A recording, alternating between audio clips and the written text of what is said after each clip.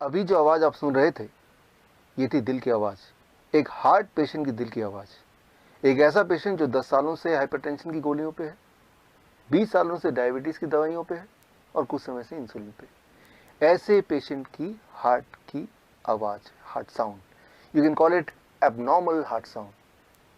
अब normal heart sound क्या होता है, एबनॉर्मल हार्ट साउंड क्या होता है, दोनों के बीच का फ़र्क क्या होता है? दोनों के बीच का फ़र्क अगर आपको पता चल जाए तो आपको क्लू मिल जाएगा how to come out of heart disease, how to come out of hypertension और हाउ टू क्योर डायबिटीज। ये समझने के लिए आपको नॉर्मल हार्ट साउंड को एक बार समझना होगा। नॉर्मल हार्ट साउंड आपको सुनाने के लिए मैं यूज़ करूँगा, ये है डिजिटल स्टेथोस्कोप। और यानी कि ये स्टेथोस्कोप के थ्रू मैं इस स्टेथोस्कोप को डिजिटली ब्लूटूथ के माध्यम से लैपटॉप से कनेक्ट कर रहा हूँ। और यानी कि इसमें जो आवाज़ आएगी वो आपको भी इस वक्त साथ ही साथ सुनाई देगी। मेरे दिल की धड़कन।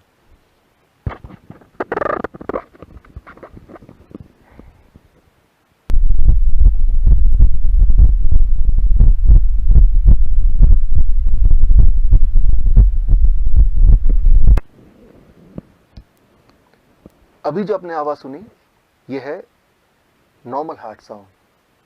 वो जो आवाज़ थी वो थी एबनॉर्मल हार्ट साउंड। ये जो नॉर्मल हार्ट साउंड है इसमें आपने ध्यान दिया होगा तो आपने सुना होगा लब डब लब डब लब डब। वो जो हार्ट साउंड था उसमें भी था लब डब लब डब लब डब, लेकिन साथ में एक घिसने की आवाज़, एक रगड़ने की आवाज़। कैसे?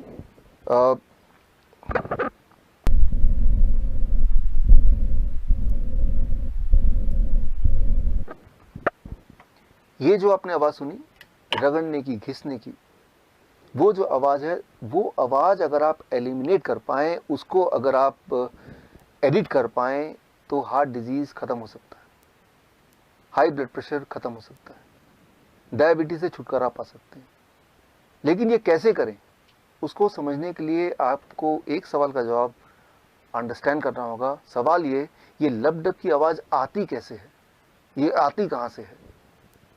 एक्चुअली हमारे बॉडी में वॉल्व्स हैं, वो वॉल्व जब खुलते बंद होते हैं तो उसकी आवाज़ है। एक सवाल मेरा आपसे, हमारे बॉडी में कितने वॉल्व्स हैं? अगर आप किसी भी डॉक्टर से पूछेंगे तो बोलेंगे 4 वॉल्व्स। हाँ, 4 वॉल्व हार्ट में हैं, लेकिन पूरे बॉडी में कितने हैं?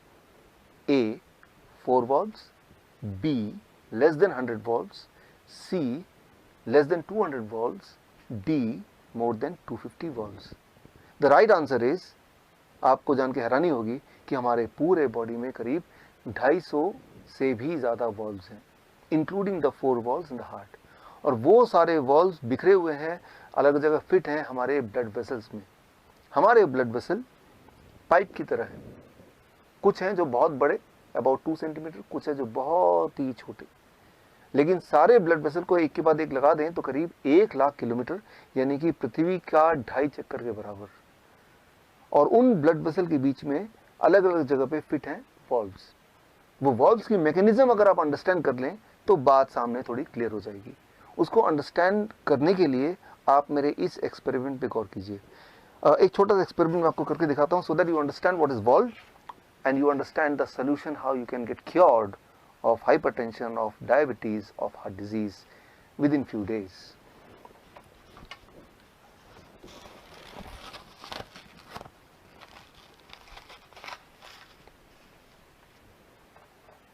अब एक छोटा सा एक्सपेरिमेंट आपके सामने, to make you understand what are valves and what are their functioning.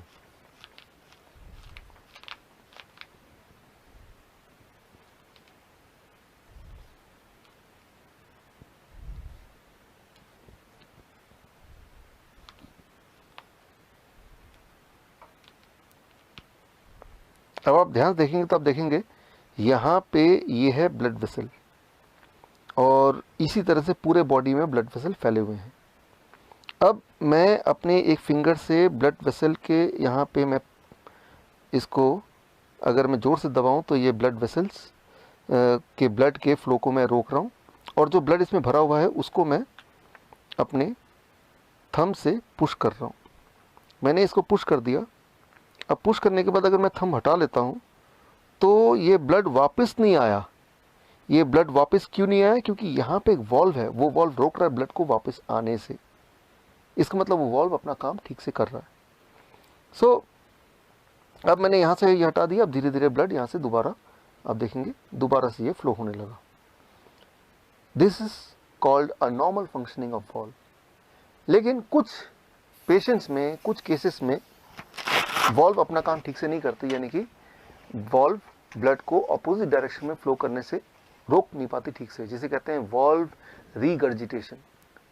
और ऐसे में आती है सारी परेशानियां। इसको ज़रा समझें। हमारा जो ब्लड वेसल है उसमें ब्लड फ्लो होता है, जिसके माध्यम से ऑक्सीजन फ्लो होता है, जिसमें शुगर फ्लो होता है, कोलेस्ट्रॉल फ्लो होता है, कैल्शियम फ्लो होता है, मिनरल्स एंड विटामिन फ्लो होते हैं, वेस्ट मटेरियल फ्लो होते हैं, इम्यूनिटी फ्लो होती है, पूरे हमारे बॉडी का ट्रांसपोर्टेशन सिस्टम। और कुछ लोगों के केस में उस ट्रांसपोर्टेशन सिस्टम में, यानी कि ब्लड वेसल में, कहीं कहीं गड्ढे होने लगते हैं, और जिसकी वजह से शुगर का फ्लो ब्लड में ठीक से नहीं हो पाता, शुगर ब्लड में ही ठहरा रहता है। और तब अगर वो ब्लड आप लेते हैं, ग्लूकोमीटर में डालते हैं, तो हाई ब्लड शुगर दिखाता है। या फिर कुछ केसेस में वो गड्ढों में कोलेस्ट्रॉल जम जाते हैं, कैल्शियम जम जाता है, जो ब्लॉकेज बन जाता है। और ब्लॉकेज बनने से ये जो ब्लड वेसल की जो डायमीटर है वो थोड़ा कम हो जाता है। Less diameter means more pressure, high blood pressure. और आप हाई ब्लड प्रेशर की दवाइयाँ लेते हैं, वो दवाइयाँ इन गड्ढों को ठीक नहीं करता, उन ब्लॉकेज को नहीं छेड़ता। वो दवाइयाँ क्या करती हैं, आपकी हार्ट को कमज़ोर कर देता है ताकि प्रेशर कम हो ब्लड का। यानी कि वो एक प्रॉब्लम और जोड़ देता है।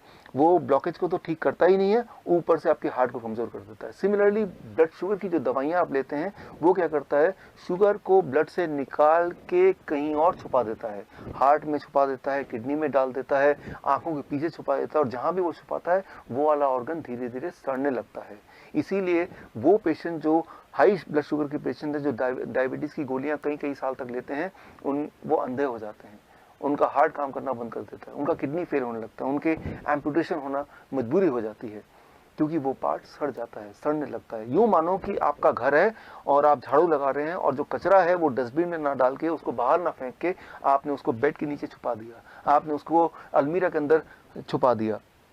कुछ समय के लिए वो घर बिल्कुल साफ सुथरा लगेगा, लेकिन उसके बाद बदबू आने लगेगी, सड़न आने लगेगी। आप ऐसे घर में रह नहीं पाएंगे। आपका बॉडी भी एक घर है। ये जो ब्लड वेसल है, ये ट्रांसपोर्टेशन सिस्टम है।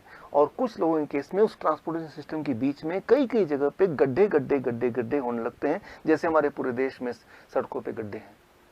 और अगर वो गड्ढों का मेंटेनेंस हो जाए, अगर वो रिपेयर हो पाए, तो आप हार्ट डिजीज से छुटकारा पा सकते हैं, या डायबिटीज से छुटकारा पा सकते हैं, हाइपरटेंशन से छुटकारा पा सकते हैं। और वो जो एबनॉर्मल हार्ट साउंड है वो भी फिर गायब हो सकता है। लेकिन उसके लिए क्या करना होगा, गड्ढों को भरने के लिए? अनफॉर्चुनेटली अभी तक ऐसी कोई दवा नहीं आई जो कि उन गड्ढों को भरे। लेकिन हाँ, कुदरत ने आपके बॉडी में एक ऐसी ताकत दी है जिससे आपका बॉडी खुद ही एक तरह का गैस प्रोड्यूस करता है, जिसे आप बोलते हैं नाइट्रिक ऑक्साइड। और वो गैस जब एक लेवल से ज़्यादा प्रोड्यूस होने लगता है, तो वो ब्लड वेसल की मेंटेनेंस करने लगता है। So that is Nobel prize winning science 1998। So वो जो गैस है जिसे कहते हैं नाइट्रिक ऑक्साइड, वो ब्लड वेसल के इनर लाइनिंग जिसे बोलते हैं एंडोथेलियम लेयर, उसी में प्रोड्यूस होता है, जिससे वो गड्ढे भरने लगते हैं, वो ब्लॉकेज खत्म होने लगते हैं, ब्लड ट्रांसपोर्टेशन सिस्टम स्मूथ होने लगता है, और जिससे आपका ब्लड प्रेशर नॉर्मल रहने लगता है, आपकी ब्लड शुगर नॉर्मल होने लगती है, आपका हार्ट ठीक से काम करता है, और एकदम से आप ठीक हो सकते हैं, ठीक हो जाते हैं, अगर आपका बॉडी नाइट्रिक ऑक्साइड प्रोडक्शन को बढ़ा दे।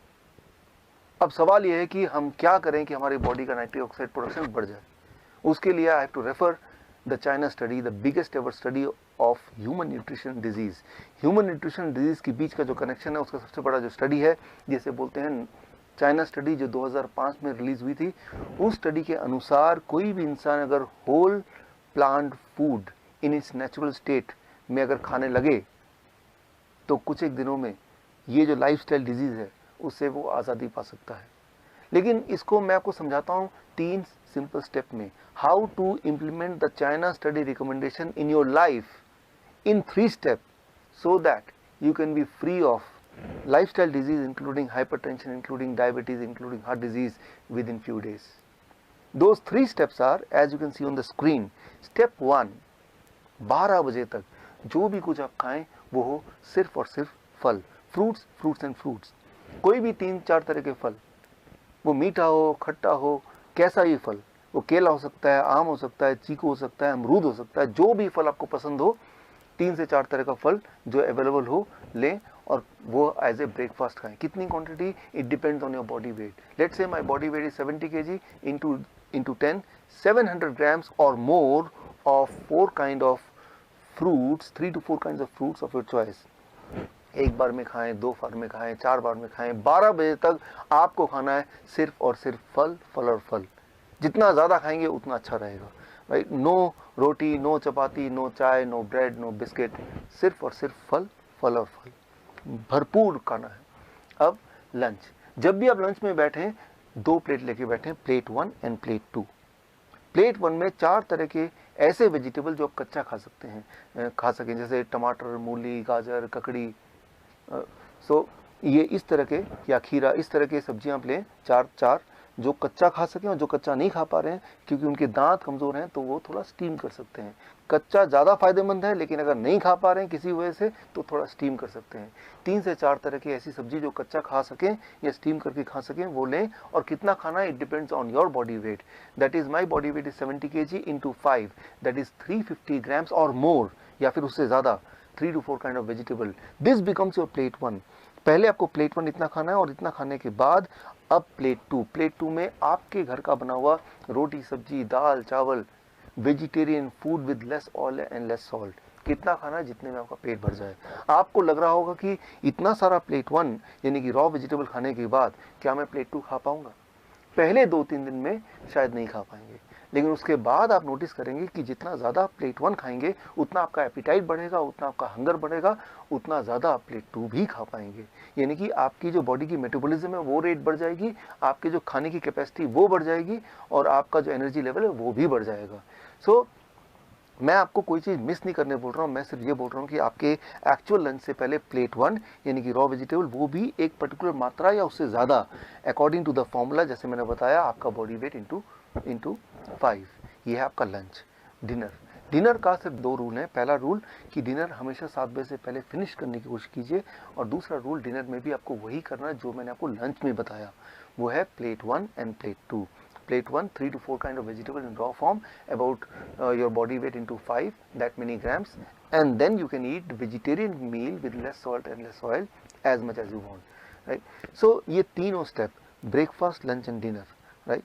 So ये तीनों मेन मील, जो स्टेप 1 है breakfast, step 2 lunch and dinner में आपको ये करना है। अब final step, that is step 3, क्या नहीं करना है। सिर्फ 2 ही चीज़ मैं छोड़ने बोलता हूँ, एक है नो एनिमल फूड। कोई भी ऐसा फूड जो एनिमल से आता हो उसको आपको नहीं लेना है, जैसे दूध, दही, मक्खन, या लस्सी, या अंडा, या चिकन, या फिश, इनको आपको नहीं लेना है, बिल्कुल ज़ीरो कर देना है। एंड नंबर 2, कोई भी ऐसा चीज़ जो पैक्ड फॉर्म में हो, या रिफाइंड फॉर्म में हो, या डब्बे में हो, जैसे बिस्किट या ब्रेड या रस्क या नमकीन, इन चीज़ों को आपको नहीं लेना है। ये सिर्फ 2 चीज़ छोड़नी है। और हाँ, एक चीज़ और जोड़ लीजिए, रोज़ अपने बॉडी को करीब 40 मिनट सनशाइन दिखाइए। 30 से 40 minute you expose your body to sunshine, that becomes your step 3। If you follow these 3 steps, अगर आप ये 3 स्टेप्स आप फॉलो करते हैं, so within the first 3 days your blood sugar will start coming to normal, यानी कि you will be force to stop the medication, you will be force to taper the insulin. अगर आपने insulin कम नहीं किया या ख़त्म नहीं किया, so you may land up in hypoglycaemic state, and that itself is very dangerous. Within the first 7 days your blood pressure will start reducing, आपका blood pressure कम होने लगेगा 7 दिन के अंदर, यानी कि आपको ब्लड प्रेशर की दवाइयाँ छोड़ना पड़ेगा, आपकी मजबूरी हो जाएगी छोड़ना। विद इन 1 month आपका एंजाइना यानी कि चेस्ट में जो पेन है वो ख़त्म होने लगेगा, ऑलमोस्ट ख़त्म हो जाएगा 1 महीने के अंदर। आप जब चढ़ेंगे 3 मंजिला भी तो आप हाँफेंगे नहीं, पहले 3 बार रुकना पड़ता था, तो आपको 1 बार भी रुकना नहीं पड़ेगा। और हाँ, वो जो हार्ट साउंड था, एबनॉर्मल हार्ट साउंड, वो घिसटने वाली साउंड, वो भी अब नहीं आएगी, वो भी अगर आप स्टेथोस्कोप से सुनेंगे वो भी नहीं होगा, वो गायब हो जाएगा। सो that will happen within the first 1 month. Your angina will go, your heart disease will go, that abnormal heart sound will also vanish, right? So that you can expect within 1 month. Within 2 months your thyroid will become normal, यानी कि thyroid की दवा आपको छोड़ना पड़ेगा या उसको taper down करना पड़ेगा। और अगर आप और अगर आपने ऐसा नहीं किया तो हाइपोथायराइड का हाइपरथायराइड भी हो सकता है, जो कि अगेन एक बहुत बड़ी प्रॉब्लम है। And with in the first 3 months आपका बॉडी वेट नॉर्मल रेट में आ जाएगा, यानी कि normal BMI in a healthy weight category में आ जाएगा। And this all will happen with in the first 3 months of following this diet in these 3 steps. कई बार मेरे पास patient आते हैं, वो बोलते हैं डॉक्टर साहब मैंने आपकी रिकमेंडेशन को फॉलो किया और 3 महीने के अंदर मेरा ब्लड शुगर, मेरा ब्लड प्रेशर, मेरी हार्ट डिजीज, बॉडी वेट हर एक में फ़ायदा हो गया, अब मुझे इस डाइट पे कब तक रहना है। मैं उनको एक ही उदाहरण देता हूँ, और वो उदाहरण ये कि मान लो कोई आदमी आपके पास आता है पूरी तरह से कीचड़ से लथपथ, आपको बोलता है कि मुझे साफ होना है, मुझे क्या करना है। आप बोलेंगे जाइए जाके नहा लीजिए। वो नहा के साफ सुथरा क्या आता है, बोलता है कि मुझे कब तक नहाना है। अरे भाई, जब तक आपको साफ रहना है, यानी कि जीवन में हर दिन। सिमिलरली आपका जो ब्लड वेसल है वो रोज ही टॉक्सिन उसमें भर जाते हैं, जम जाते हैं, और रोज ही उसकी मेंटेनेंस होने की आवश्यकता होती है। यानी कि रोज ही आपके बॉडी में नाइट्रिक ऑक्साइड का एनफ मात्रा में प्रोडक्शन होना बहुत आवश्यक है, और वो तभी हो सकता है जब ये डाइट आप लगभग रोज फॉलो करें। हाँ, एक छूट मैं आपको दे सकता हूँ, दैट इज चीटिंग डाइट। हफ्ते में एक दिन आप कभी पार्टी में जाते हैं, कभी पिकनिक में जाते हैं, कभी कोई बर्थडे एक्सेट्रा में जाते हैं, तो एक दिन के लिए you can enjoy the flexibility, you can ignore these rules and you can eat whatever luxury food you want to eat। लेकिन वो सिर्फ हफ्ते में एक दिन, वो अभी नहीं, आज से 3 महीने तक ये डाइट फॉलो करने के बाद जब पूरी तरह से आप बीमारी से आज़ाद हो जाएंगे, दवाइयों से आज़ादी मिल जाएगी, तब हफ्ते में एक बार you can go for a cheating diet.